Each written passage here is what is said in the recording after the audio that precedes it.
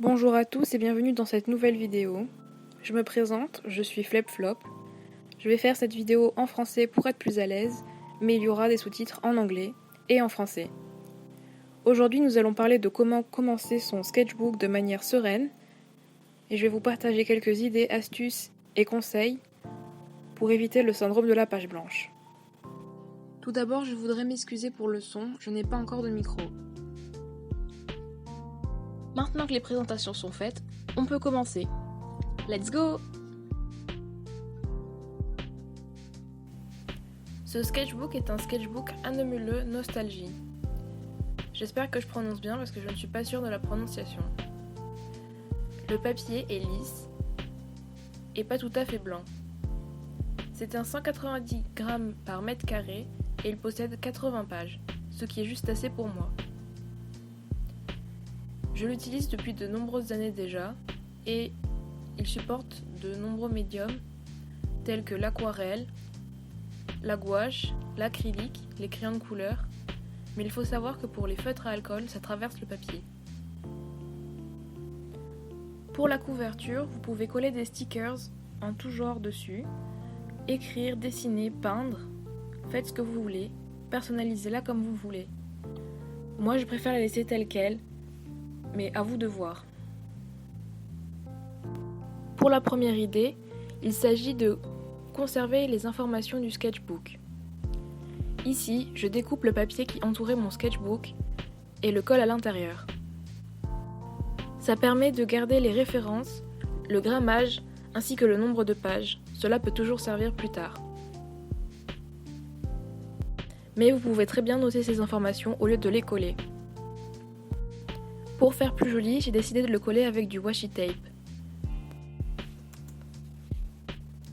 Pour la deuxième idée, il s'agit de faire une page d'accueil. Vous pouvez chercher de l'inspiration sur Pinterest et commencer au brouillon au crayon à papier. Moi j'ai décidé de faire très simple et j'ai commencé directement au feutre. Je n'aurais peut-être pas dû car j'ai fait plein de fautes avec le stress de la caméra. Je commence par écrire le titre, sketchbook numéro 8, car c'est le 8e sketchbook que je commence aujourd'hui. Ensuite, j'écris une liste des objectifs que je me suis fixés pour ce sketchbook. Surtout, prenez votre temps, ne vous mettez pas la pression et réfléchissez bien à ce que vous voulez améliorer pour trouver des objectifs. Pour vous donner quelques idées, je vais vous expliquer mes objectifs. Alors, mon premier objectif, c'est de dessiner tous les jours. Mon deuxième objectif, c'est de dessiner plus de choses originales, c'est-à-dire ne pas copier tout le temps, utiliser moins de références et travailler plus d'imagination. Aussi, développer plus mes personnages que j'ai créés. Mon troisième objectif, c'est de faire plus de fonds et de décors. Mon quatrième objectif, c'est de compléter au moins un challenge artistique, tel que Linktober ou tout autre challenge mensuel. Mon cinquième objectif, c'est de faire plus de dessins d'observation. Mon sixième objectif est de m'améliorer à la gouache. Et mon dernier objectif, c'est d'être plus confiante dans mes dessins. Pour finir, je marque la date à laquelle j'ai commencé ce sketchbook et laisse de la place pour noter la date à laquelle je le finirai. Je pense que c'est important de dater ces dessins pour pouvoir voir notre progression.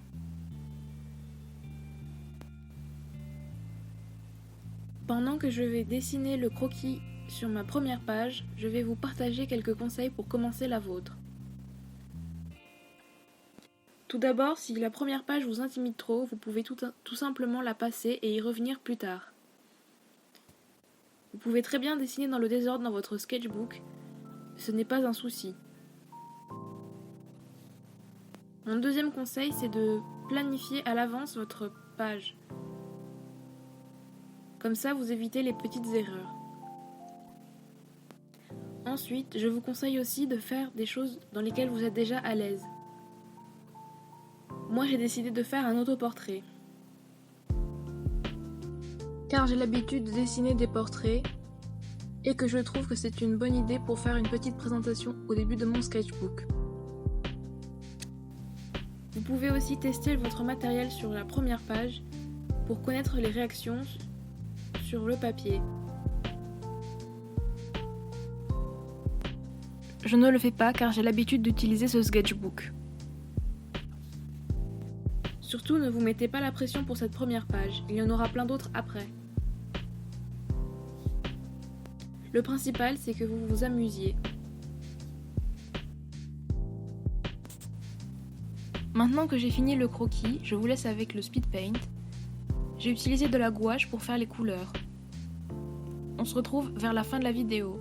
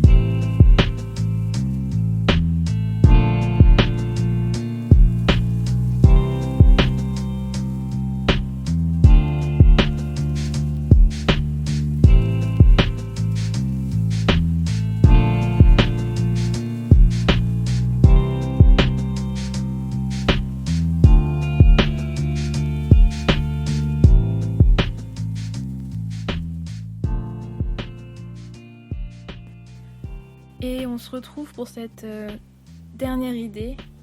Il s'agit de découper d'anciens dessins et de les coller dans votre sketchbook. J'ai retrouvé ces autoportraits que j'avais fait il y a quelques jours et j'ai décidé de les coller à côté de mon dessin. Vous aurez sûrement pu le constater, mais je n'étais pas très à l'aise durant cette vidéo. J'espère quand même que cette vidéo vous aura plu et qu'elle vous aura été utile. Et je tenais à m'excuser pour toutes les fautes que j'aurais faites et tous les bégaiements ou coupures que vous auriez pu entendre. Mais j'ai fait de mon mieux et c'est tout ce qui compte.